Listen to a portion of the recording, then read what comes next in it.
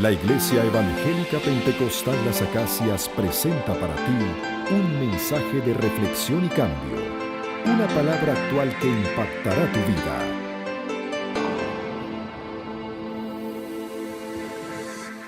Capítulo 3, el verso 23, y leemos también el verso 24, creo que ya nos corresponde ese verso. El apóstol Pablo está declarando categóricamente: por cuanto todos pecaron y están destituidos de la gloria de Dios. Verso 24, siendo justificados gratuitamente. ¿Por qué? Por su gracia, mediante la redención que es en Cristo Jesús. Leámoslo otra vez. Por cuanto todos pecaron, verso 23, y están destituidos de la gloria de Dios, verso 24, siendo justificados gratuitamente por su gracia, mediante la redención que es en Cristo Jesús. Vamos a leer un pedacito del verso 25 ahora. Verso 25, por favor.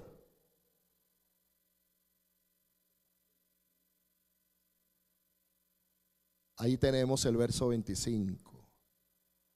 A quien Dios puso como propiciación por medio de la fe en su sangre. Está hablando de Jesucristo. A quien Dios puso como propiciación por medio de la fe en su sangre. Y esto pica y se extiende, hermano. Puede tomar asiento. Muchas gracias por su atención. ¿Cuántos alaban la grandeza de nuestro Dios? Amén, amén, amén. Dile a la persona a tu lado: prepárate para que recibas los regalos que Dios tiene para ti en esta tarde. Amén.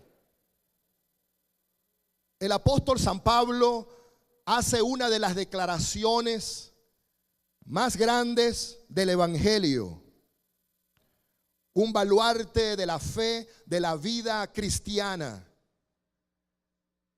En el capítulo 1 de Romanos y el versículo 17, él declara: el justo por la fe vivirá. El justo vivirá solamente por la fe. Y es tan tremenda esta declaración que cuando un monje alemán estaba estudiando en la Universidad de Gutenberg para dar una cátedra acerca de la carta de San Pablo a los romanos, este monje católico, Martín Lutero, está estudiando, haciendo una exégesis versículo por versículo de esta carta. Y cuando llega al verso 17, es como que si se le produjo un shock que lo obligó a parar. Y las vendas de sus ojos de pronto cayeron. Y comenzó a ver la verdad de la palabra de Dios. Por muchos años, este monje, profesor universitario de teología, había enseñado acerca de las cartas del apóstol San Pablo. Y se había pasado muchas veces seguramente por este verso 17, pero aquel día fue distinto. El Espíritu Santo flechó su corazón y la espada, como dice el autor de Hebreos, que es como una espada de dos filos que penetra hasta partir el alma, el espíritu, las coyunturas y discierne los pensamientos y las intenciones del corazón, tocó profundamente el corazón de aquel monje católico y entendió que la única manera de ser salvos es depositando nuestra fe, o sea, nuestra confianza en la obra del Cordero de Dios, en la persona de Jesucristo. Y entonces dijo, ¿qué he estado haciendo todo este tiempo? Apoyando la tesis de que hay que hacer cosas y hay que pagar penitencias y hay que autosacrificarnos, autoflagelarnos y obligarnos y pagar grandes sumas de dinero para poder agradar a Dios y comprar su favor, su benevolencia para todos nosotros. ¿Qué hemos estado haciendo?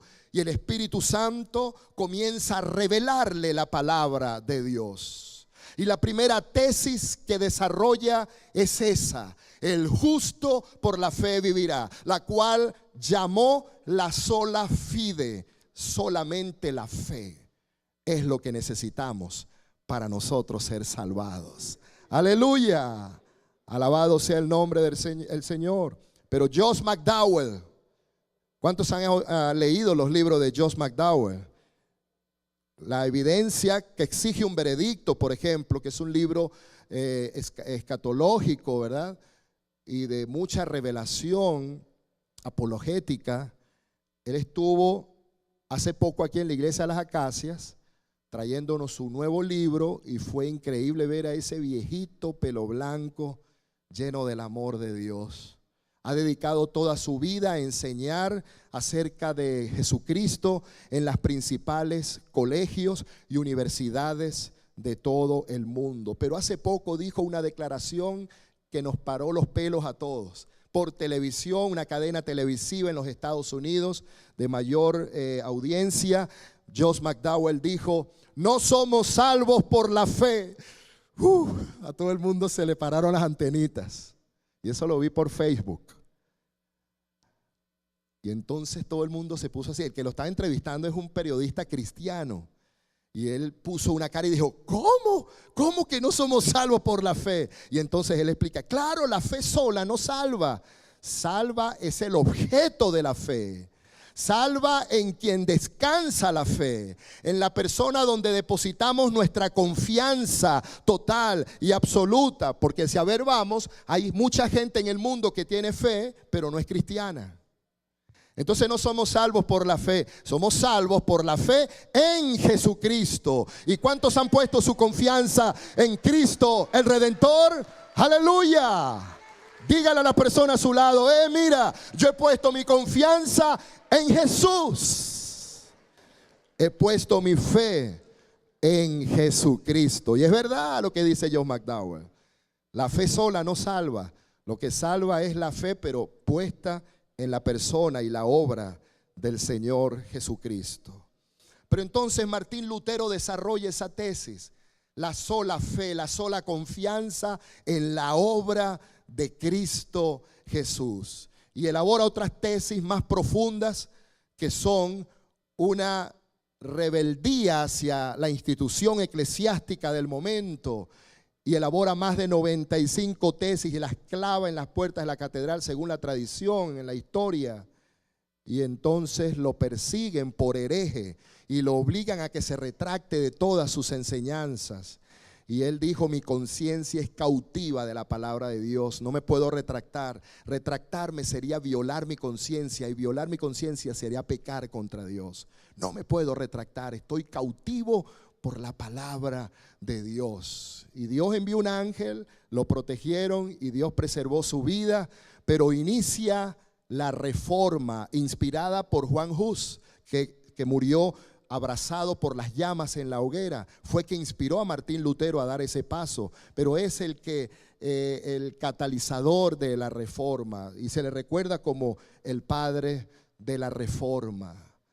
Dentro de 2 años, mis hermanos, 2017, se cumplen 500 años de la reforma. 1517 fue cuando Martín Lutero clavó esas tesis, diciendo que uno es salvo no por las obras, sino por la fe en Jesucristo. Hace 500 años, dentro de 2 años. Y yo estoy orando para que la misma unción que se depositó sobre aquel monje católico venga sobre la iglesia del siglo XXI, para que estemos listos para ganar al mundo para Cristo, en el nombre del Señor Jesús. Amén, aleluya. Alabado sea Dios. Y a partir de ese verso, el verso 17, capítulo 1, verso 18, comienza el apóstol Pablo y nos da una cátedra de lo terrible del pecado. Y el pastor Samuel nos ha dado una enseñanza tan profunda y estamos haciendo un gran esfuerzo por compartir en el mismo espíritu esas enseñanzas que desde el culto de las 7 de la mañana venimos trazando y desarrollando en la carta de San Pablo a los romanos. Y comienza a hablar de lo terrible de la maldad, del pecado del hombre, la pecaminosidad de la raza humana. Comienza a contarnos acerca de la ira, sí, la ira de Dios en contra del pecado, de la maldad, porque Dios es un Dios santo. ¿Cuántos saben que Dios es un Dios santo y puro? Su nombre es puro, su nombre es santo. Aleluya. Santo 3 veces. Cantábamos hace un momento de su santidad. Y su carácter santo nos hace temblar de amor delante de Él. Y nos obliga a vivir vidas consagradas y rendidas ante un Dios puro, ante un Dios perfecto y santo. Y el apóstol Pablo empieza versos tras versos. Ustedes lo han estudiado estos domingos pasados acerca de la corrupción, cómo se corrompe el hombre a causa del pecado, cómo comienza un proceso de depravación, se revela, es una rebeldía declarada. Es como que si el hombre le declara la guerra a Dios y vive a espaldas de Dios, entonces el hombre saca a Dios de sí. Y la sociedad, tenemos una sociedad que ha sacado a Dios en medio de ella. ¿Cuántos recuerdan el terrible atentado contra las Torres Gemelas en la ciudad de Nueva York? Terrible, aquel 11 de septiembre, cuando veíamos las noticias por los canales, la televisión, no lo queríamos creer. Y eso que estábamos aquí, lo que a ellos les tocó vivir allá en la ciudad de Nueva York, más de 2,000 personas murieron aquella tarde terrible, aquel día tan terrible.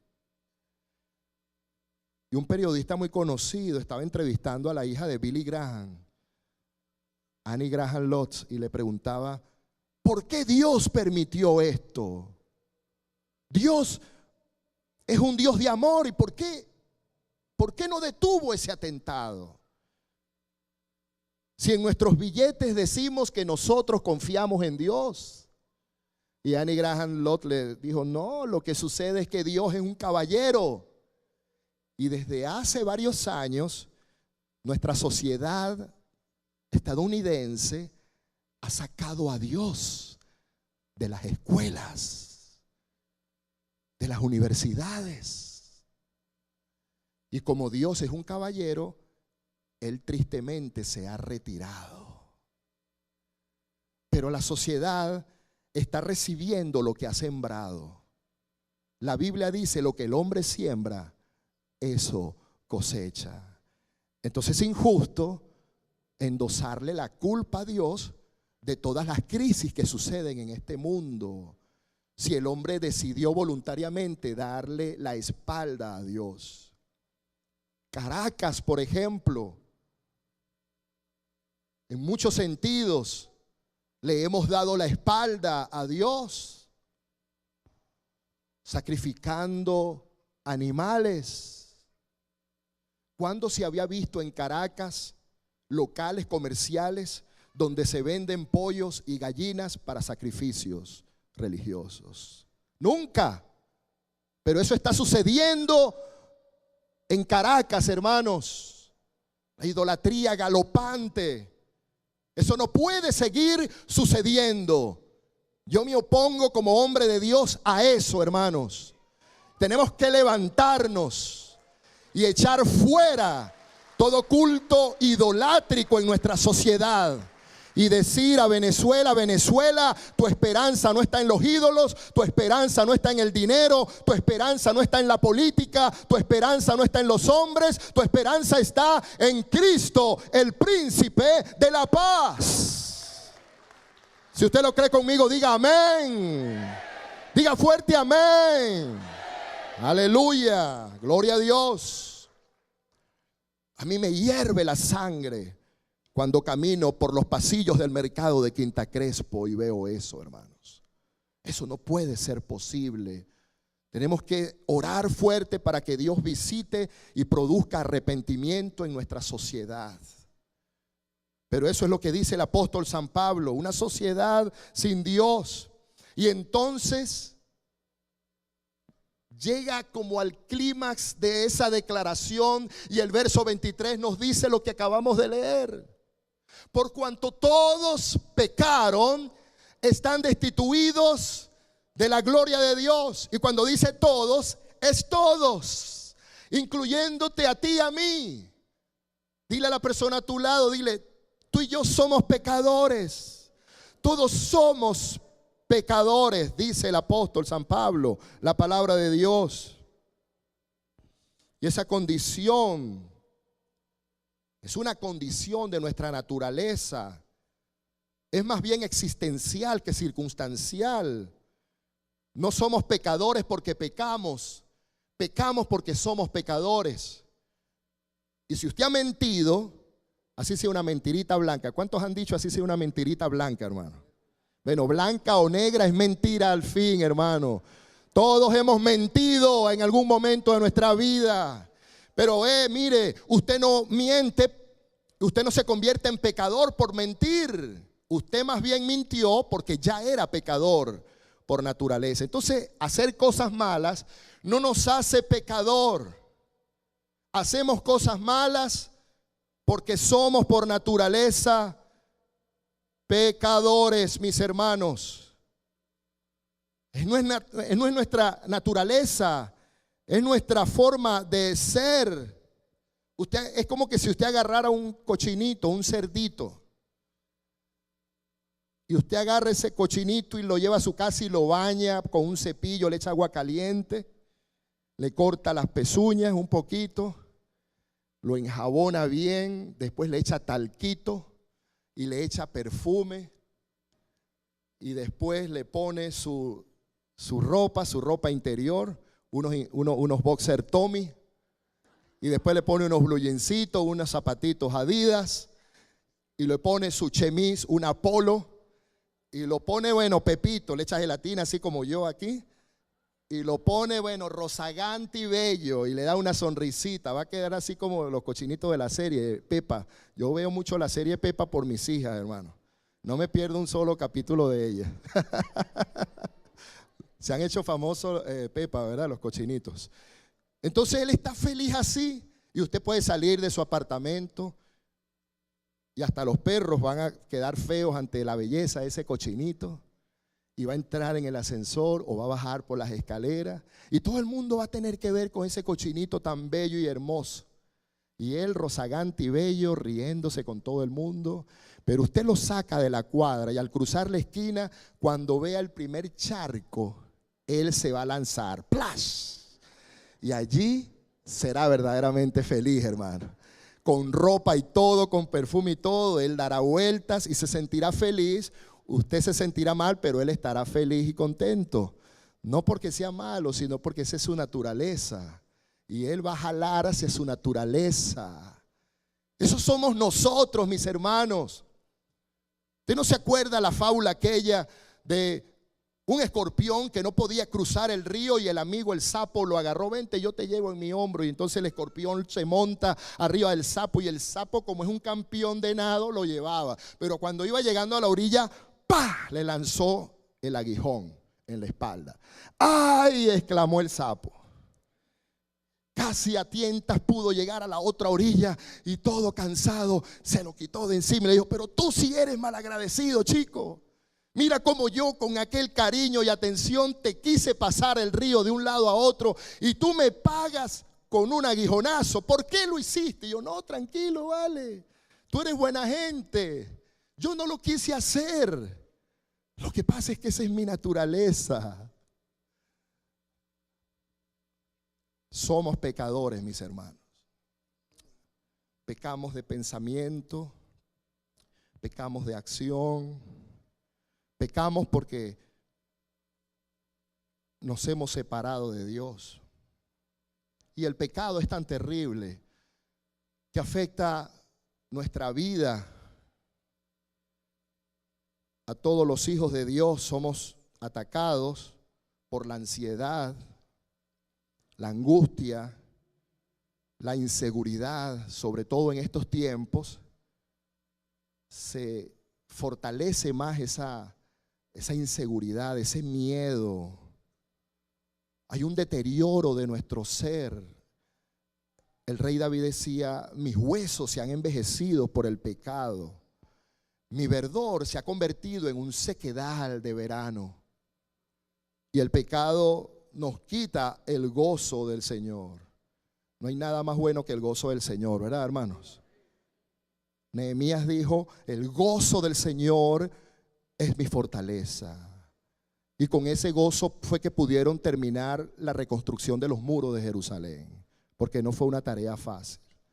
El gozo del Señor, que no perdamos el gozo del Señor, hermanos, en el nombre de Jesús. Pero el pecado hace que perdamos hasta el gozo del Señor. El Salmo 51, el rey David decía: hazme oír gozo, hazme oír alegría, Señor, y se recrearán estos huesos abatidos. Por causa del pecado, la alegría y el gozo del Señor se habían ido de la presencia del rey de Israel. El pecado, mis hermanos, evita muchas veces que nuestras oraciones sean contestadas delante de Dios. El Salmo 66, el rey David dice: en mi corazón, si en mi corazón hubiese yo mirado la iniquidad, mi propia iniquidad, el Señor no me habría escuchado. La intención de sus palabras: si en mi corazón yo hubiese persistido en practicar el pecado, por mucha oración que yo haga, el Señor no me va a escuchar. Porque el Señor no escucha el corazón de una persona que persiste en vivir un estilo de vida pecaminosa. Pero aunque seamos pecadores y hayamos cometido una falta delante de Dios, pero en vergüenza y arrepentimiento y dolor y quebranto decimos: Señor, sálvame, sé propicio a mi pecador, ayúdame, Señor. El Señor responde, porque Dios al altivo mira de lejos, pero al humilde atiende. Alabado sea el nombre del Señor. Pero vean las consecuencias tan terribles del pecado. El pecado afecta a nuestra familia. Por causa del pecado de Adán y Eva, sus hijos fueron afectados. Caín mató a Abel. El pecado de David causó la muerte de su primer hijo, el primogénito, el hijo de Betsabé. Pero ¿quién era Betsabé? Era la esposa de su general de batallas en el ejército. Pero él codició la esposa de su general y lo mandó ante una situación para que muriera. No lo mató con sus manos, pero indirectamente consintió en la muerte de aquel hombre, porque él sabía que al morir Urías el Eteo, él podía hacerse de su mujer. Y eso fue lo que hizo el rey David. Y entonces se unió con la viuda Betsabé, y Betsabé concibió y dio a luz un hijo. Y Dios, a través del profeta Natán, le dice: por cuanto desobedeciste a Dios, tu hijo morirá. Y David, dice la Biblia, que se echó al suelo a llorar y a gemir delante de Dios. Pasaron 7 días. David no quiso probar bocado, ayunó, oró, clamó, intercedió, hizo un clamor, hizo vigilia, hizo ayuno. Rasgó su corazón delante de Dios. Y al 7º día aquel muchacho muere. Y entonces David se levanta y lleva sobre sí el resultado de su desobediencia. Asume entonces su culpa. Y Dios, por su misericordia, continúa estableciendo su propósito a través de aquel hombre, quien se arrepiente y entonces procrea un segundo hijo, a quien llamó Salomón, el rey Salomón. Pero vean cómo el pecado que uno comete afecta a nuestros familiares. No crea usted que usted peca y todo tranquilo. Ven, usted asume todo, usted recibe todo. No, sus seres queridos son afectados cuando pecamos, hermanos. Su esposa, su esposo, su mamá, su papá, sus hijos.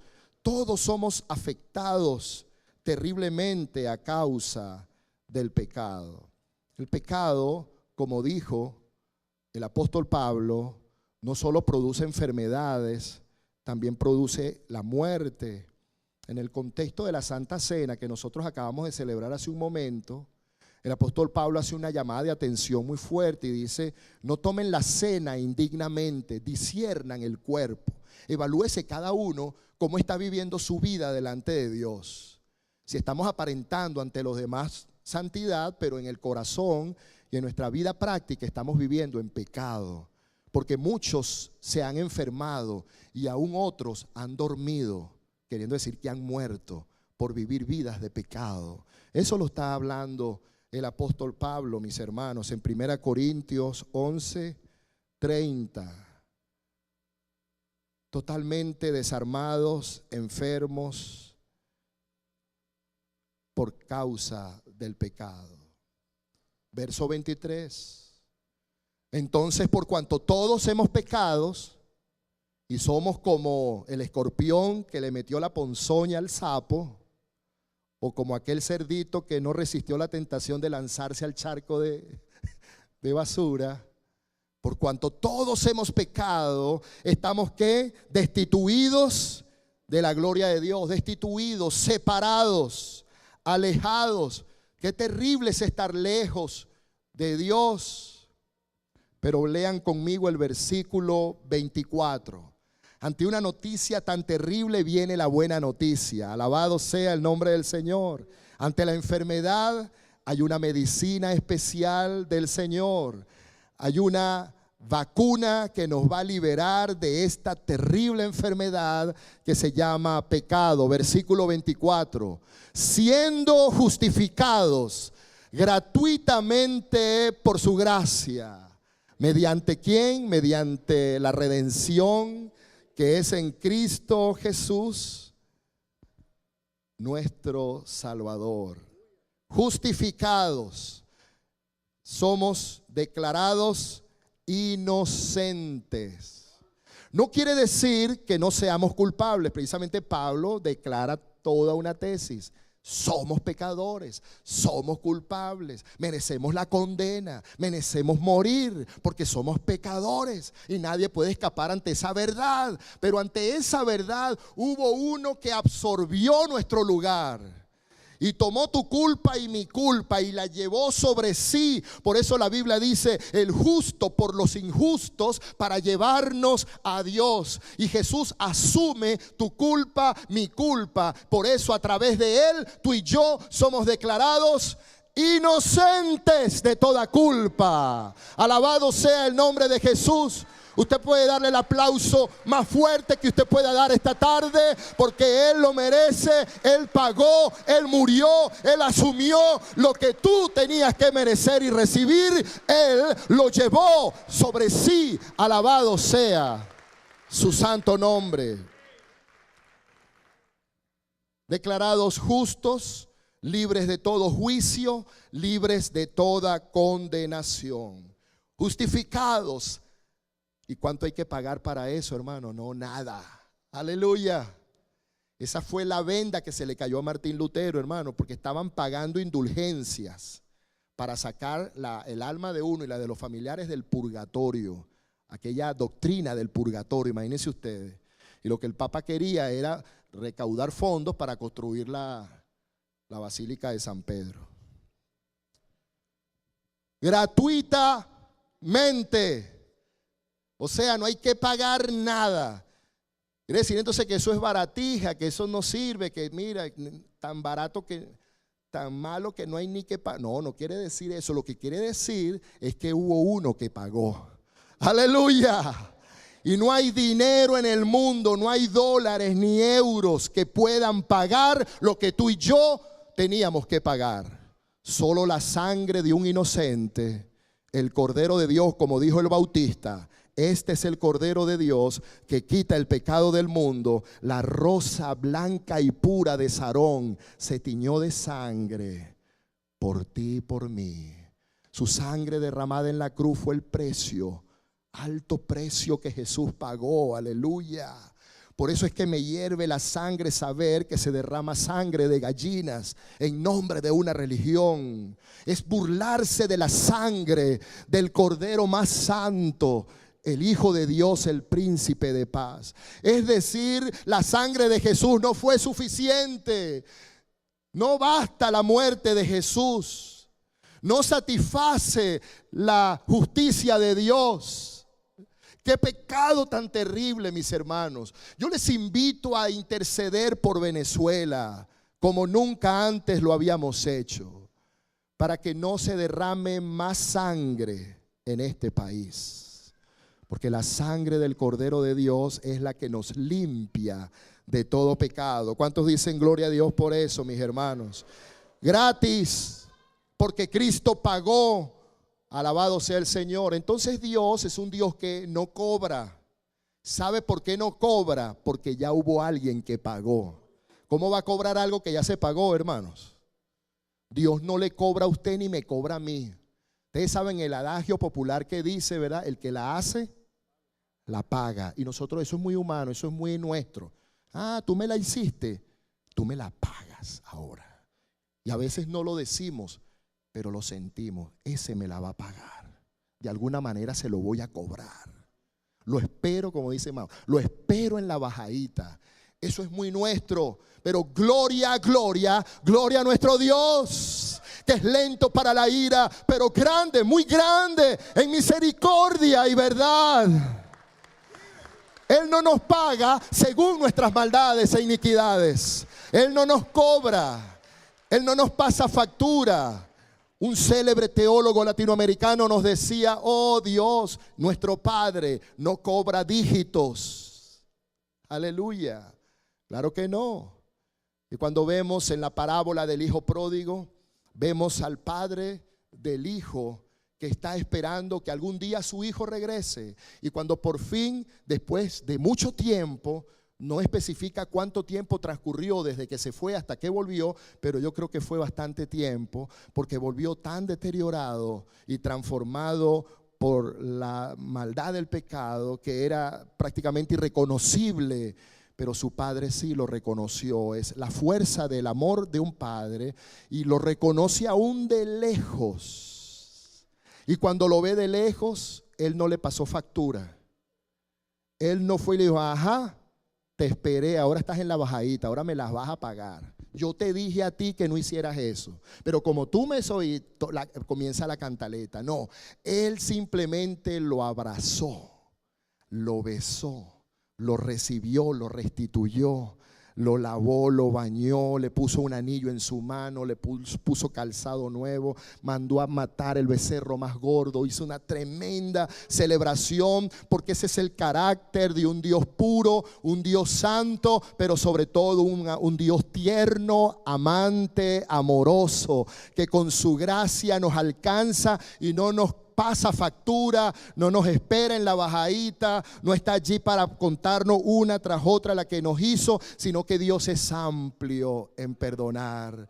Alabado sea su nombre para siempre, hermanos. Entonces Dios es un Dios que no cobra, porque ya Cristo pagó lo que nosotros teníamos que pagar. Él lo pagó por todos nosotros, siendo justificados gratuitamente. ¿Por qué? Porque Él es un Dios de gracia. ¿Qué quiere decir eso? Un Dios que es capaz, aunque nos hemos alejado, porque Dios no se alejó, los que nos alejamos fuimos nosotros. Dios siempre ha estado donde está, pero nosotros, cual hijo pródigo, somos los que decidimos salir de la parentela de la cobertura de nuestro Dios, de nuestro Padre. Y a nuestra manera de vivir le hemos dado la espalda a Dios. Pero aquí dice, siendo justificados gratuitamente por su gracia. ¿Qué es la gracia? La gracia es la imagen de un rey que tiene toda la autoridad, está sentado en el trono con su cetro de justicia, manda, da órdenes y rige el destino de su reino. Y todo aquel que quiera comparecer ante él tiene que inclinar su cabeza, no lo puede mirar a los ojos, hermano, y mucho menos osar tocarlo, porque entonces los guardias del rey lo decapitan inmediatamente. Pero entonces, ¿qué hace este rey? Él extiende su cetro y agarra a la persona y la jala y la trae hacia donde él está. Cuando el rey extiende su cetro, los guardianes se quedan paralizados, no lo pueden ajusticiar, porque quiere decir que el rey ha decidido hacer a este vasallo un digno hijo del rey y puede tener comunión con el rey.